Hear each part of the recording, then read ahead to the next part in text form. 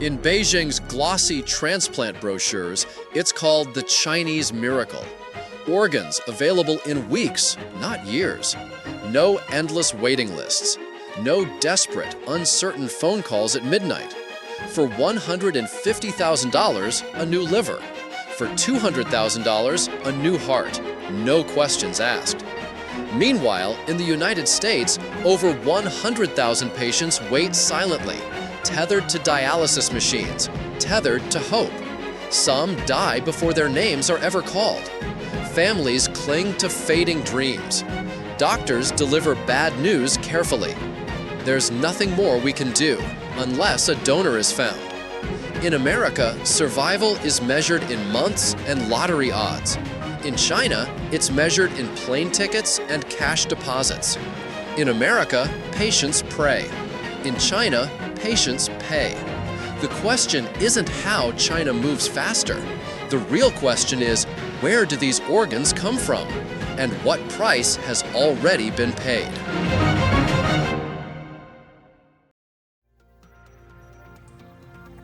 In 2024, a renowned Taiwanese pop singer was running out of time. Battling end-stage liver failure, his doctors offered little hope. No liver, no future. Facing grim odds, he traveled to Hangzhou, China, a place whispered in elite medical circles for one reason: speed. Within 8 weeks, he received not one, but 2 organs simultaneously: a new liver and a new heart. Chinese officials called it a miracle. State media hailed it as evidence of China's medical supremacy. But the numbers don't lie.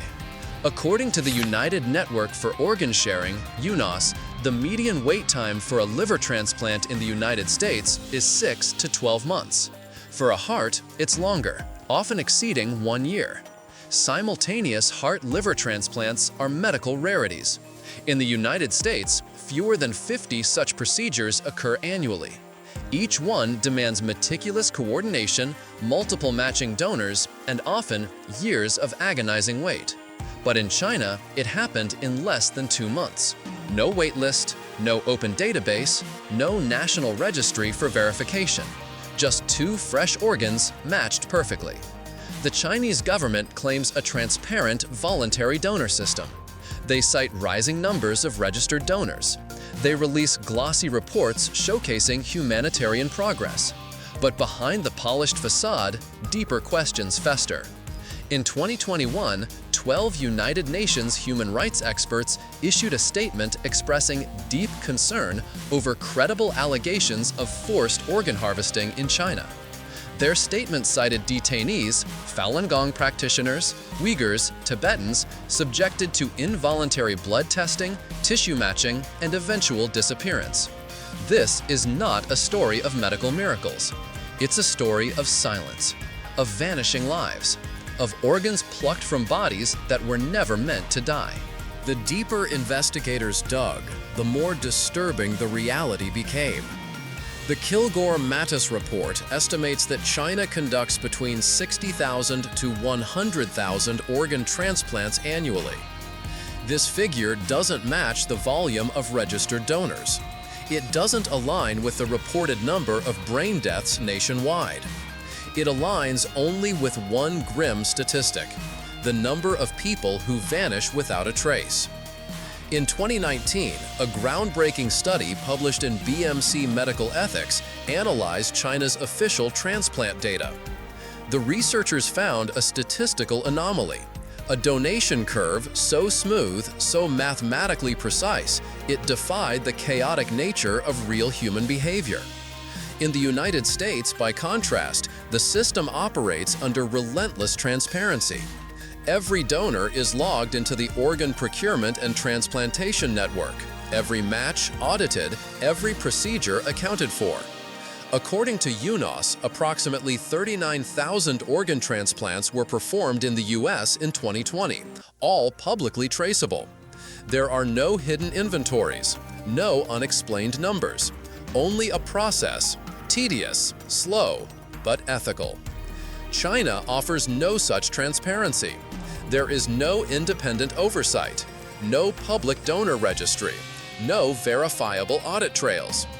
Hospitals like Tianjin First Central Hospital and the People's Liberation Army General Hospital dominate the transplant sector, backed by military authority. Inside these institutions, a different logic prevails. Former staff describe a system where quotas aren't suggestions, they are mandates. Leaked documents obtained by international journalists reveal that hospitals are assigned organ procurement targets by regional health commissions. Fail to meet those targets and consequences follow, not only for administrators, but for entire medical teams. In China, patients are not waiting for organs. Organs are waiting for patients. Ready, pre-matched, pre-priced. The machinery doesn't pause. It doesn't hesitate. It simply moves, efficiently, silently, inevitably. Beneath the statistics, survivors began to tell their stories. Enver Toti, a former surgeon from Xinjiang, believed he was saving lives, until the day he was ordered to perform surgery without anesthesia. The patient was alive, breathing, aware. The command was explicit: remove the liver and both kidneys immediately. No consent, no paperwork, no hesitation. Enver obeyed. Years later, haunted by that moment, he fled China and spoke out. His account wasn't isolated. Others, former detainees from the sprawling network of re-education camps, offered chilling corroborations. They described routine medical examinations inside the camps, blood draws, ultrasounds, tissue typing. According to Amnesty International, over 1 million Uyghurs and other ethnic minorities have been detained without trial since 2017, subjected to a system designed not for rehabilitation, but for cataloging. Inside these walls, prisoners were reduced to biological profiles: blood type, tissue compatibility, organ viability. Not patients, not citizens, inventory. Outside those walls, a different market flourished. Organ transplant tourism surged as desperate patients from Japan, South Korea, the Middle East, and Western nations sought lifelines they couldn't find at home. A 2019 investigation by Al Jazeera revealed that China remained a leading destination for fast-track transplants, despite official promises of reform. Discreet clinics and travel agencies offered health packages with coded language: liver in 2 weeks, kidney in 1. No waiting lists, no complicated paperwork, no background checks, just signatures, money, and silence. For patients, it was a second chance. For detainees inside the camps, it was a final sentence. Hospitals charged between $70,000 and $150,000 depending on the organ, a price negotiated behind closed doors. A transaction where only one side lived to see its outcome. The prisoners? They simply disappeared. No records, no graves, no names. Only empty spaces in families left without answers. What investigators found was not a chaotic black market, but a system, carefully engineered, brutally efficient. Hospitals like Tianjin First Central and the People's Liberation Army General Hospital did not just participate in transplant surgeries, they industrialized them. Operating rooms ran around the clock. Beds never stayed empty for long. Patients were ushered in, surgeries performed with alarming speed. Within days, beds turned over, ready for the next. Human Rights Watch reports that many of these hospitals operated under military jurisdiction, granting them a level of secrecy and protection civilian hospitals could never imagine. It wasn't just about faster bureaucracy or better logistics. It was about access. Within the labyrinth of military-run hospitals, another system operated: a hidden inventory of pre-screened, pre-matched, and preconditioned human bodies. Former staff described how detainees were tested not to monitor health, but to categorize viability. Blood was drawn, tissues were matched, profiles were compiled. When an order came, a request for a liver, a kidney, a pair of lungs, the system didn't wait. It responded. The detained individual wasn't summoned. He or she simply disappeared. The hospital received an organ. The patient, a second chance at life. There were no names, no consents, no aftermath. Only statistics pointing to success rates. Only profits growing year after year. This was not healthcare. It was supply chain management perfected. A network designed not to heal, but to harvest. Operating efficiently, silently, relentlessly. As the investigations pressed deeper, the machinery revealed itself. Not just in isolated hospitals or shadowy clinics, but in a national network operating with precision. The source lay in mass detention.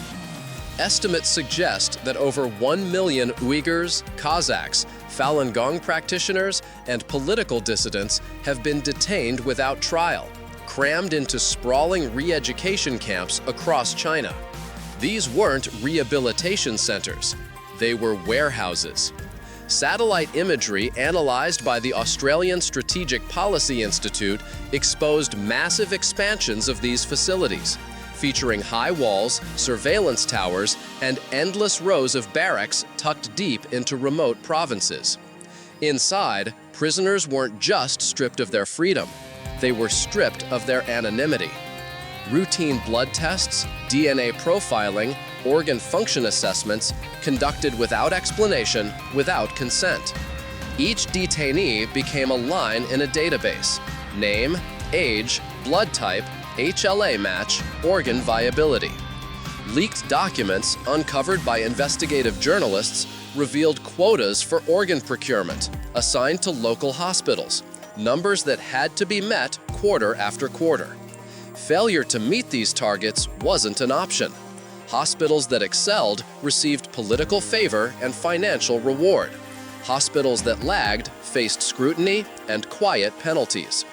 Meanwhile, China's official narrative painted a picture of progress. State media proudly broadcasted the rise in voluntary organ donations.